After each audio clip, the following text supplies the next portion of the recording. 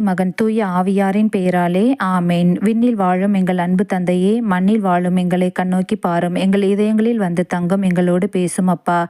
அன்பு இறைவா, இந்த நேரத்தில் உம்மை கூவி அழைக்கின்றோம். எங்களை ஆசிர்வதிக்க வேண்டுகின்றோம். உமது அருள் எங்களுக்கு போதும், உமது மேலான ஆசிர் எங்களுக்கு போதும். உமது இரக்கம் எங்களை எல்லா சூழ்நிலைகளிலிருந்தும் காப்பாற்றும்.